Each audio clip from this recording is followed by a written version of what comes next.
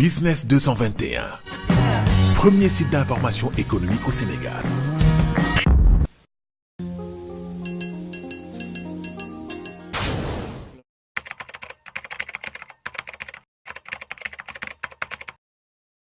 Le bureau de mise à niveau, depuis 2004, date de sa création, a maintenant accompagné presque 200 entreprises, notamment dans les secteurs de l'agroalimentaire, de l'agro-industrie, dans les secteurs du tourisme, de l'hôtellerie, mais également dans le secteur des BTP, dans les secteurs aussi du textile, bref, dans tous les secteurs productifs de l'économie sénégalaise.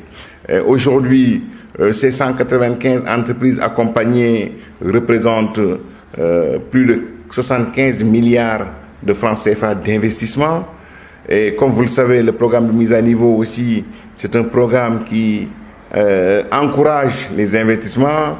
En contrepartie de ces investissements réalisés, plus de 15 milliards de francs CFA ont été octroyés comme prime pour encourager les efforts d'investissement de ces chefs d'entreprise.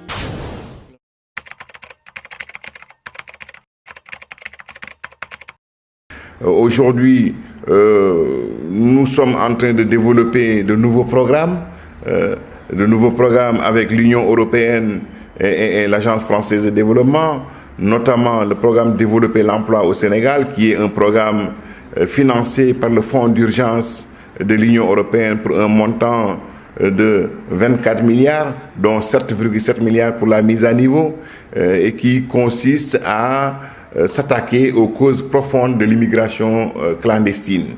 Souvent, on voit de plus en plus de jeunes Sénégalais, de jeunes Africains qui traversent le désert pour se rendre en Europe au prix de leur vie. Et souvent, ils le font parce qu'ils n'ont pas d'espoir sur place. Et nous voulons donner, grâce à l'entrepreneuriat, l'espoir de rester, pour ces jeunes, de rester dans leur pays et de réussir dans leur propre pays. Et c'est pourquoi nous évoluons aujourd'hui dans les zones de départ de l'immigration clandestine, ce qui est la zone nord, Louga, Saint-Louis, Matam, la zone sud, Ziguinchor, Kolda, Sédhiou, et la zone est, Tambacounda, Kédougou. Pour là, le travail consiste à identifier les potentiels de développement de ces zones-là et d'accompagner les jeunes porteurs de projets à mettre en œuvre leurs projets et à réussir leurs projets et rester chez eux. Je pense aussi que pour le Nord, par exemple, nous contribuons à l'amélioration de la compétitivité de la filière riz. Vous le savez, c'est la zone principale de culture du riz.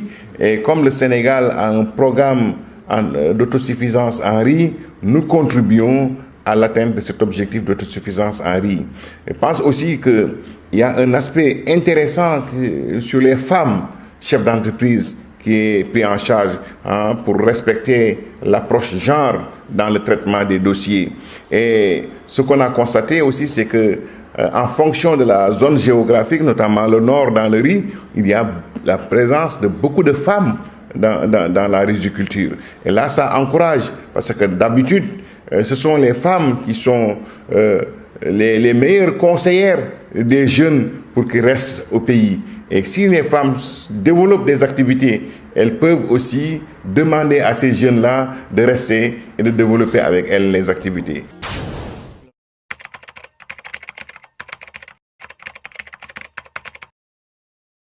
Si vous prenez la question de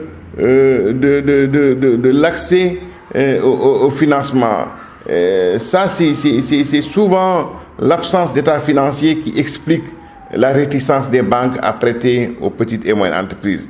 Le rôle du bureau de mise à niveau aujourd'hui et des autres structures d'appui du dispositif d'appui au secteur privé, c'est de préparer ces entreprises à lui inculquer en tout cas une culture de la production d'état financier.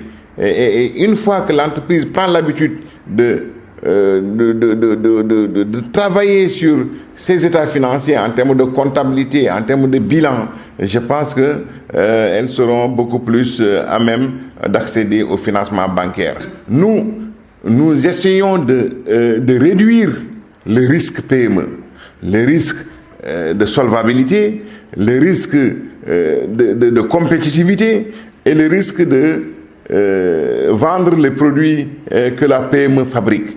Parce que les activités, les appuis du BMN vont consister à mieux structurer la petite et moyenne entreprise, à mieux organiser cette petite et moyenne entreprise en termes de process, en termes de plan marketing, en termes de formation du personnel. Je pense que si tous ces éléments sont réunis, la PME est plus outillée à satisfaire les exigences du secteur bancaire en matière de crédit. Aujourd'hui, nous sommes venus visiter le Conseil des entreprises du Sénégal pour échanger avec cette organisation dynamique du secteur privé. Le CDS, encore une fois, vu son dynamisme, vu son engagement pour l'émergence d'un tissu économique constitué de petites et moyennes entreprises performantes, denses, innovantes, je pense que nous ne pouvons que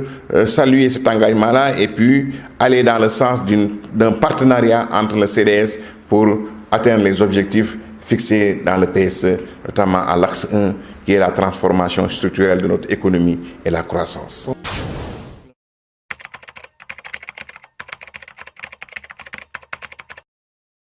Aujourd'hui, le Sénégal bénéficie d'un programme de mise à niveau et je rappelle que le Sénégal est le premier pays en Afrique au sud du Sahara à avoir initié un programme de mise à niveau avec l'appui de l'AFD et de l'ONUDI. Mais ce programme de mise à niveau aujourd'hui est financé exclusivement par l'Agence française de développement. Imaginez un jour où l'Agence française de développement, pour des raisons X ou Y, ne peut plus financer le programme national de mise à niveau et que l'État n'a pas prévu des mécanismes de financement de ce programme. C'est la fin du programme. Donc, pour éviter qu'il y ait un vide et qu'il n'y ait pas un programme à même de soutenir la compétitivité de nos entreprises, il faut penser à un mécanisme pérenne de financement de ce programme. Et ce mécanisme pérenne, on a pensé que c'était un prélèvement de 0,25%, 0,5%, 1%, bon, on va discuter de ça, sur les produits manufacturés importés, hors UMOA, hors CEDEAO, qui permet aussi à l'entreprise sénégalaise, à l'industrie sénégalaise d'être quand même soutenue et accompagnée par les pouvoirs publics. Aujourd'hui, il y a beaucoup de produits, en tout cas fournis par nos entreprises, qui font l'objet d'une concurrence internationale sur notre propre marché. Je pense que pour éviter la disparition de cette industrie, de ces entreprises, il faut d'ores et déjà penser à comment les pérenniser, à comment les renforcer. Je pense que c'est ça le but de cette proposition. Business 221, l'économie à votre portée.